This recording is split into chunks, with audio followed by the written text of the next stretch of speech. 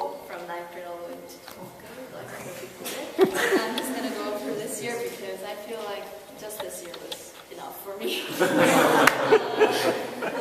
So I'm sure it's the same for everybody, but life's so full of ups and downs, temptations and trials, and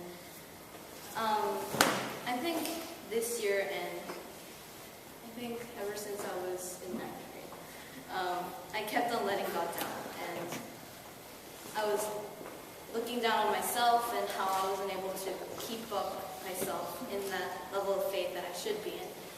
And even so, He didn't let me go all these years, and I experienced this so much more this year because a lot of emotional stress, a lot of change going on, and trying to think forward to my future. And so, I think also from previous years, I've heard so many stories about how God guided them, opened new doors for them. And the funny thing is, whenever I heard this, I'm like, okay, maybe for you, but maybe not everyone, because I thought that would happen to people that have a proper faith with God. And so I'm like, okay, I'll be truthful, and I say, I'm not one of those special Christian people who are always there, love the Bible, pray every day kind of thing. And yeah, but so many times I promised myself I'm going to read the Bible, I'm going to pray, but only 5% of the time I would do it. And I knew that was wrong. I knew God wanted me talking to Him, but I wasn't able to do that. Anyway, I began my search for college. I didn't really know where to start, so I just applied to 5 random colleges, like Wheaton, Gordon, Calvin College, Biola, so on. But I got accepted to 4, but because of my financial status, it was very iffy. And even though I got accepted, my parents were like, I'm not sure if we'll be able to pay for this. And the last college that I got accepted to was Calvin College, and Calvin College is in Michigan, Grand Rapids. And Calvin College gives their scholarships in March, and I was thinking about this in December. And my father kept on telling me all throughout my application process, I want you to go to Korea because I have so many more connections there. I know you'll be stable there. The fees aren't as expensive, and so, yeah. But I still had the hope to go to the States because I was educated throughout high school in English, and so I wanted to be able to be comfortable and to learn freely without worrying about not speaking and writing well in Korean.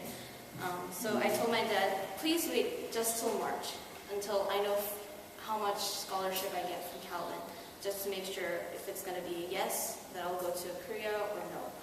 And so from December to March, I barely did anything about college. Yeah, I didn't really do much about college. But through these waiting days, I would sometimes do devotions, and it was very interesting because whenever I would do the devotions, God gave me the God gave me the words, trust in me, do not be afraid, I am with you. And so I kept on thinking, okay, so if this is what God's telling me, then I'm like, I'm going to believe that I can go to Calvin. I just set my mind. If I take a leap of faith, maybe God will be able to provide it for me. So I trusted in Him. And when I received my scholarship, they gave me half of the total fees for Calvin, and I was very excited. But even though if it's a lot, I still had the other half to take care of. And both my parents are like, I know that's a lot of scholarship. How do you think you're going to pay for the rest? And so both my mom and my dad told me, no, I'm not going to let you go to the States. And for me, hearing that like that was very shocking to me. Okay, I was thinking maybe I could go to Korea, but I still had the hope to go to the States. But when my parents told me no, I'm like, okay, that's it. The door's closed. No more America for me. And so, yeah, I got disappointed, but I had to quickly go over it so that I can start working on my scholarship for Korea. But once I started doing that, I was encouraged because I had the hope of maybe going to the same college as my brother and experience Korean life. But after a week, my mom and dad separately come to me and tell me that they talked to my aunts and uncles and my relatives, and they're like, so they were telling me that maybe we should try to help you go to the States again. Really? Now you tell me no, and now you're telling me yes, what are you expecting me to do? And I got really frustrated because I felt like I was getting messed with. I was orientating myself to Korea, and then I was going back to the States. But then, after a few days, my dad comes to me again, and he tells me that he got a phone call.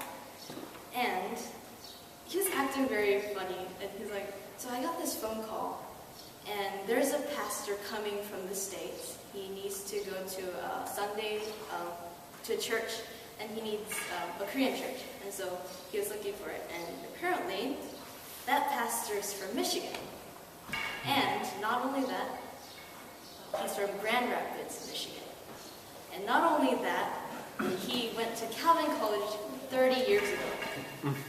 And he has a high position in the board or something in Calvin, and he's a part of the organization that Calvin is part of. And so my dad's like, this is so weird. And he tells me this, and he tells me that he got the phone call in the middle of a conversation with my mother talking about my college issues.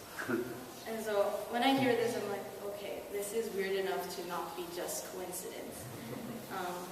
And so the pastor came to our house the last week of April, and we talked over the dinner table. And he was the type of person that really understood internationals and what they have to go through. And so he was really nice with us, and he tried to assure my parents, encourage them, Calvin is safe. You don't need to worry about your daughter getting lost or like weird stuff.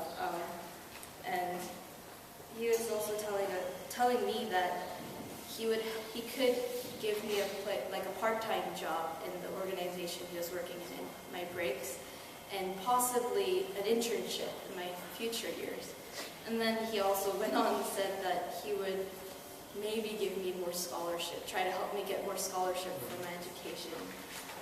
And through this one person, I felt like suddenly all the doors opened where I thought there was no doors. I was amazed, and yeah, it's definitely not coincidence. And after thinking that only the special seniors would get this experience, I'm like, okay, so this can happen to anyone. And even though I wasn't sure and weak in faith, God guided me in this way to recognize His strength, and that even though I do well in academics, even though I have the money, God is the one who opens the doors. And I realized once I said no, okay, I can't go to the States, I gave up, and I knew I couldn't do anything about it. That's when God worked. And so I feel like this is the same in our spiritual lives. When we realize we aren't able to do certain things, when we realize that we're so sinful, that we're filthy inside, we can't make ourselves holy, that's when God comes in and He works in us, when we become humble before Him. And like everybody else said, I'm still very lacking in faith, and I still doubt and worry, and I forget God a lot. But one thing I do is I seek Him.